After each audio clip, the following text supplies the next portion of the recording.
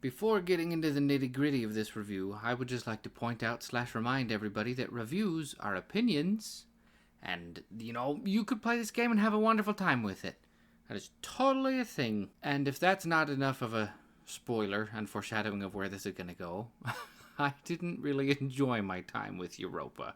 I feel horrible for saying that because of many reasons, one of which is this code was sent to me for review, which is very kind of them. I appreciate that. And I've followed Europa and its creation for a long time on social media.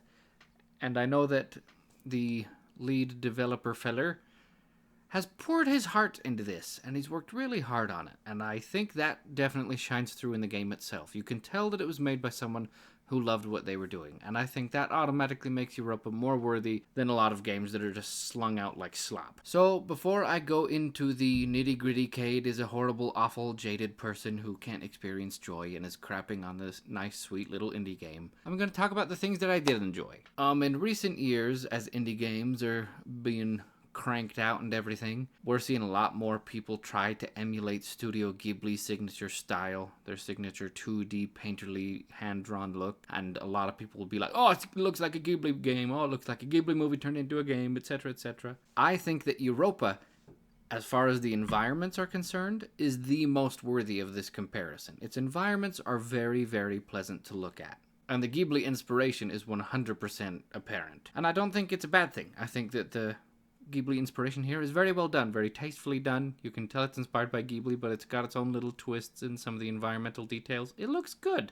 Looking at Europa, very nice to do. Nice to look at the environment. It's very good. I played this on the Switch, and from comparing my gameplay to, which is what you're seeing, by the way, to the footage that I've seen of people playing it on Steam, on PC it definitely looks and runs better than it does on the Switch, but honestly I think it ran and looks just fine on the Switch. So if you're worried about its performance on the Switch, I don't think you need to be. What else did I like?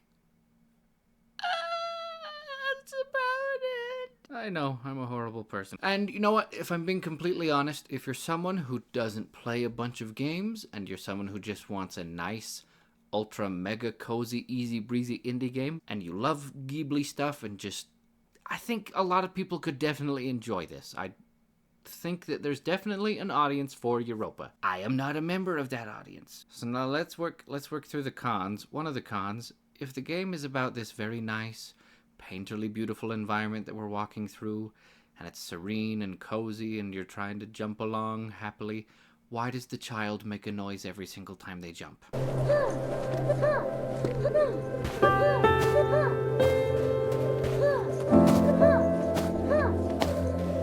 Have the jumping sound effect simply be the sound of a jump. Maybe his little shawl that he's got makes a little ruffly sound. His backpack, jetpack thing goes or something. Not the weird little child grunts going oh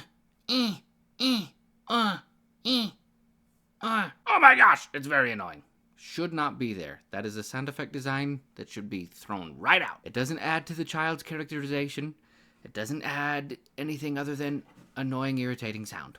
That is a mega nitpick, but there's some weird sound effect design choices in several places. When you try to do the jetpack boost and it's empty, the sound effect sounds like it was just pulled from a library, and it doesn't fit in very well. It's a little bit immersion shattering as well. And for some reason, when blocks appear and disappear, there's this little magical twinkle fairy sound that, again, sounds like it was just pulled from a library, and it just does not feel nearly as handcrafted or careful as the rest of the game looks. And that juxtaposition is really unpleasant. The game is a short game. I beat it in like 3.5-ish hours, and it consists of traveling from point A to point B on different levels, and the main way that you get around is jumping/gliding, and it felt fine. I think fine is what I would say. Some of it felt a little bit unpolished. Sometimes my character would randomly start sliding and doing his sliding down a hill animation when he was standing completely still. Some of the movement just felt a little bit slippery even when you weren't on ice. It's fine. It doesn't need to be ultra mega precise for what this is, but it still didn't feel amazing to control. The gliding through the air and bursting through the air felt much better than walking. Like, you would fill up your backpack by collecting blue particle dust and then go flying through the air, and that felt fine. But that's going to lead me into the biggest, fattest complaint that I have with the game as a whole. You see, back in the time of our ancestors in 2012, a video game was released called Journey. And Europa is lifting a lot of material from Journey. And that is not a comparison that one would want to invite. Now, I'm not Nintendo. I'm not gonna sue or recommend you be sued because you borrowed a mechanic or even a few mechanics from another game. I think if you like a mechanic and it really speaks to you and you want to put that in your game, that's cool, that's neat. But you should not just lift mechanics without understanding why they were in the game they were in. Europa lifted a lot of stuff from Journey without really understanding why it worked in Journey. Just like in Journey, in Europa, you can jump, you can do a big soaring gliding jump, and in order to increase the duration of that soaring gliding jump, you have to collect little puzzle-looking pieces that are scattered around the world, and they lengthen the time you can do your big soaring gliding jump, and that meter is shown on your back. And even the little collectible that increases the amount of time you can do that jump in Europa, the animation for it, like when you acquire one, looks hauntingly similar to the animation in Journey. Other than jumping and gliding in Journey and Europa, you can also interact with the world around you with this little pulse that sends out from your character in a little bubble. And that is all you can do in Journey, and that's all you can do in Europa, and it's the exact same. Heck, even, there might be some slight spoilers here for Europa, but even the beat-by-beat story bits of Europa follow the same path as Journey. Start in a nice little pretty place, go to a slightly different pretty place, go underground, and in the underground you have a place that's looking like it's underwater, but you're not actually underwater, it just looks underwater, even with some little seaweed stuff that's not seaweed, but it's supposed to make you think of seaweed. And then you get out of there and you're climbing up a snowy mountain, and then you're above the clouds. Like, it follows it almost note for note. I don't think that's a comparison you should invite, because Journey was a magnificent, wonderful, holy crap.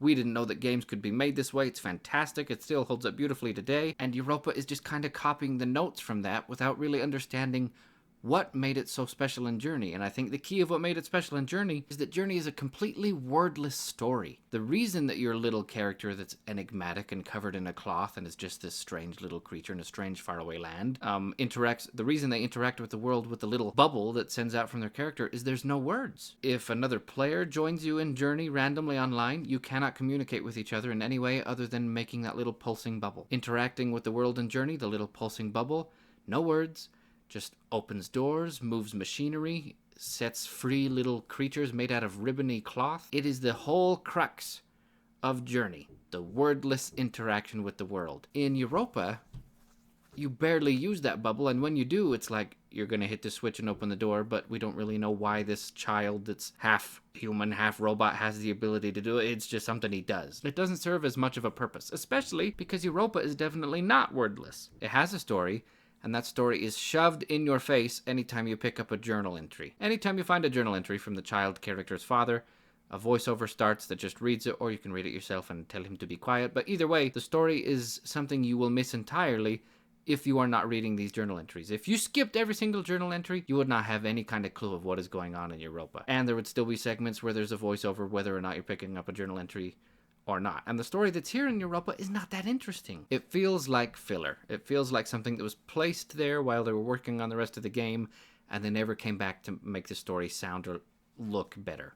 It's a very generic story of people going to another planet, and it doesn't go well, and AI uprising, and etc., etc. And I'm not a stranger to universal themes. I'm not saying that you can't have a story with an AI uprising. That's fine. But nothing interesting or special is done here. And any kind of messaging that could be extrapolated from the story is just force-fed to you. Heck, there's a part where the father just says outright, "This is the whole point of the story," and your child that you're playing as is not this amazing, wonderful character that the father character thinks he is, because there is no characterization. The maximum amount of characterization that we get from this child is a cutscene at the very beginning and a cutscene at the very end of the game, where he just looks like generic child having a generic child smile. And of course his grunting sounds when he jumps.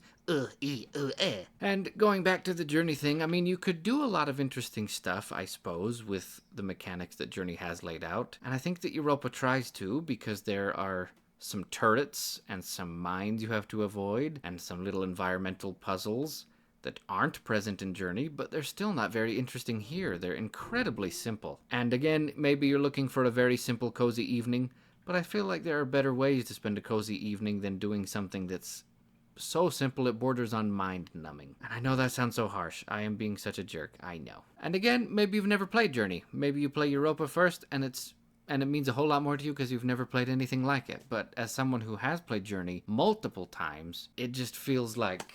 Hold on, I'm killing a gnat.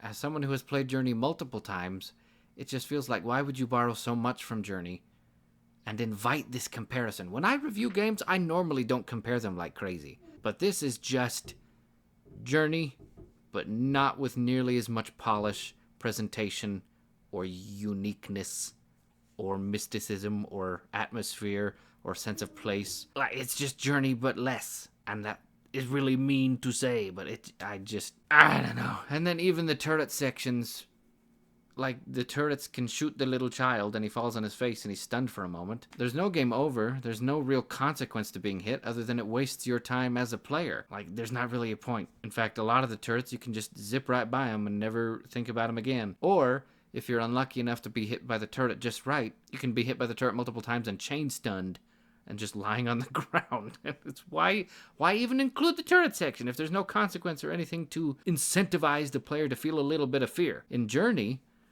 if something that I don't want to spoil hits you, you lose length of your scarf, which is the thing you've been building up the entire game to make it so you can fly a whole lot better and fly easier. So when you see that little segment of your scarf go away, you're like, oh no, I don't want to let that thing hit me anymore. There we go. Consequence. Boom. Beautiful.